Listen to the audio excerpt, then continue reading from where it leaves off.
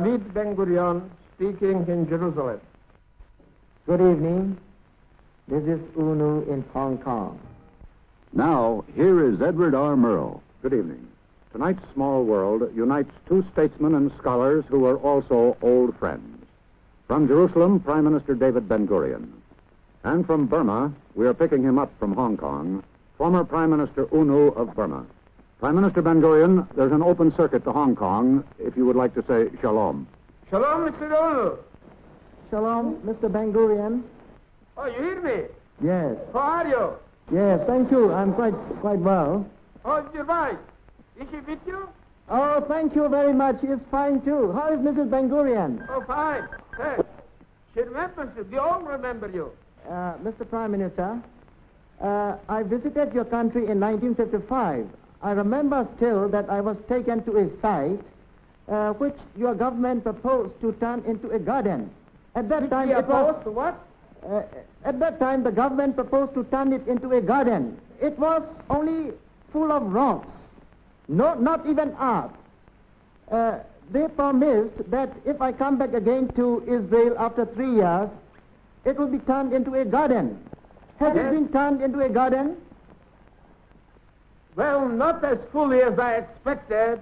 You see, we always wish and hope for more than we human beings can accomplish. Yes. But it's being turned into a garden, and I wish you to come again and to see the trees where there was never a tree since the creation, and green patches, and horses breeding, and sheep, and young girls and young children are living there. I have heard the Prime Minister say that in Israel, in order to be a realist, one must believe in miracles. Is that true in Burma, Unu? Not yet quite. In Israel, there are plenty of men who can do wonders, who can do miracles. And I've seen some of the miraculous things they have done themselves. Because they have turned deserts into gardens. They have turned the rocks into, oases and things like that. So, to me, when the Israelis said that they would do certain things, I believed. Prime Minister Ben-Gurion, did you know that our friend Unu once translated Dale Carnegie into Burmese? I'm sorry, I'm afraid not. Well, sir, he was a proficient salesman and teacher of public speaking. And he Salesman. I was never a salesman, see? The man who wrote How to Win Friends and Influence People. What? This is one of the most popular books in the whole world. It cannot be done by books. It can be done only by heart. One cannot learn that. He must have it in his soul. Unu translated that book, you know. Into Burmese? Into Burmese, yes. I see. And did you make many friends by that? Yes, it is still very popular in our country. Well, in How to Win Friends and Influence People by Carnegie and Unu, it is stated that the sweetest word in any man's language is his own name. And yet, Unu, in a recent speech, you said that part of the world's troubles and ills came from the repeated use of the word I. According to Buddhism, this is the very source of all the troubles. So if we want to get rid of all these troubles, first of all, we must get rid of this I consciousness, which is called in Buddhism, Sakaya Deity. Well, Unu, what do you think we should do in order to get rid of this I consciousness? Meditate. Meditation is the only way by which we can get rid of that I. That's why when I visited Israel a few years ago, I had invited the Prime Minister to come over to Rangoon and have a little bit of meditation. He has accepted it. But meditation, dear Unu, is not enough. Meditation is merely a personal thing. Every one of us must do something for the world, for humanity. And this cannot be done by meditation alone. I quite agree. But if you want to get rid of that I, the source of all troubles, we must do it. It is the only way. The I is not so bad in itself. The question is whether it's a selfish I or a human I. The same. It is the same. You see, our God began his 10 commandments with the word I am your God. Oh, I see. I don't know about that. There is no such thing as God in Buddhism. Well, except for this basic difference, I believe Prime Minister Ben-Gurion believes that there are great similarities between Judaism and Buddhism. For example, the Ten Commandments and the basic principles of Buddhism are roughly the same, aren't they? No, we have not only 10 principles, there are 4 groups of commandments for lay Buddhists and 1 group for the priests. In the first group, there are 5 commandments. In the second, 8. The third, 9. And the fourth, 10 commandments. The 5 commandments are quite essential for all the lay Buddhists. These are: you must not kill, you must not steal, you must not commit adultery, you must not tell lies, you must not drink intoxicated liquor. It is quite essential for every lay Buddhist to observe the first group of 5 commandments. He cannot break any one of them. For the priests, there are 227. So I don't think you will be very much interested in listening to the 227 commandments or rules of Dinia for the priests.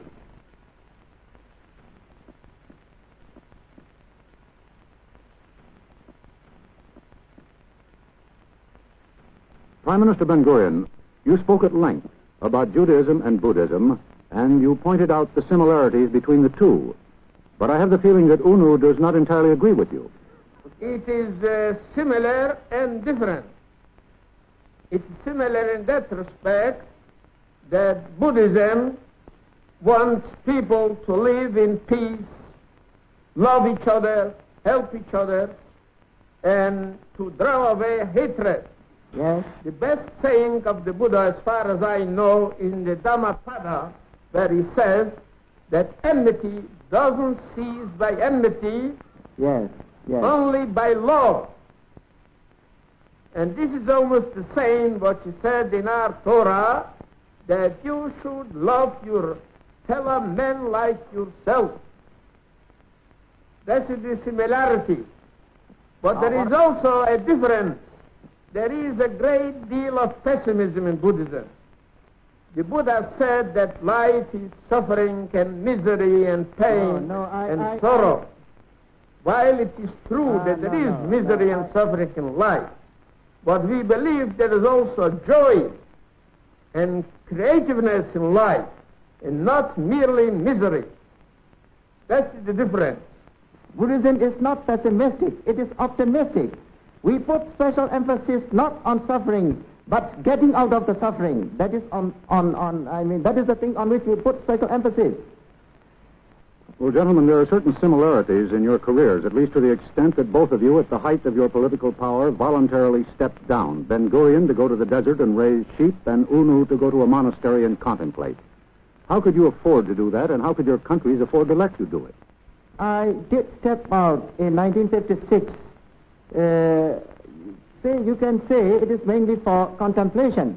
At that time, my people didn't want me to go, but I've got to go because I'm replying to the inner arch. And when the people understood that I did so in response to the inner arch, they were not in my way. They simply let me go. What I came originally to do in these countries, work. You see, our belief is that a people must live on its own work. And a people can rebuild its country in its own only by its own hard work. And to go to work, especially on the land, was the ideal which brought me some 53 years ago to this country. And I was sorry that I had to give it up for public activities. And the first opportunity which I had seen that I can safely leave government in the hands of my friends, I went back to do the things which I love to do, and I'm happy that I did it. And I hope I will be able to do it again next year or sometime, either when I will leave or they will throw me out of the government, because it's bound to come sometime. I had never wanted to be in the government service. That's why it is very easy for me to step out. But I had to step into the government because our late leader, Bujuk Aung San, was assassinated. And all my friends wanted me to get in. And I got in only after I got the promise from them that I would be allowed to get out after 6 months. But unfortunately, after 3 months, we had general insurrection in Burma, so I couldn't get out. Have you ever worried about the possibility of assassination? I don't. Because, according to Buddhism, if I have ill luck, and if I don't do anything about it, nothing on earth can prevent me from being assassinated. But Buddhism, being an optimistic religion, teaches us how to combat that ill luck. And if I can sufficiently do something to combat that ill luck, there would be nothing on earth that can assassinate me. Prime Minister Ben-Gurion, has it ever bothered you? No, never. Although it may happen, anything may happen, but this country is an exception in all of the Middle East. Here we can change the government by very peaceful means. Well, perhaps the election you're about to have in Israel will serve as an example for the rest of the Middle East. Prime Minister Ben-Gurion, I can tell that you're enjoying talking with UNO over this great distance. With whom else would you like to talk on a program of this kind? Later on, with any decent fellow. With any decent fellow? Yes, who cares for peace and for the welfare of the humanity. Would you be willing to have this type of conversation with Nasser, for example? Well, you must ask him first, because I would do it. If he would ready to talk peace, then yes. UNO, if we should arrange a conversation between Prime Minister Ben-Gurion and President Nasser, would you be willing to sit in my place as the moderator? Moderator? Yes. If both of them agree, will agree, I don't mind. Well, gentlemen, we have reached the end of this conversation. Would you care to say good night to each other? Good night, Mr. Prime Minister. Good night. I hope we will see each other sometime. I should very much like to. And give my regards to your wife and on behalf of my wife, too. Yes, give my regards to Mrs. Ben-Gurion, too. Thank you very much. Yes, give my salams to the people of Israel, will you? And I wish your people prosperity and peace. Yes. Shalom. Shalom. Oh, bravo. Shalom, shalom. Thank you very much, and good night and good luck. Next week's guests in just a moment.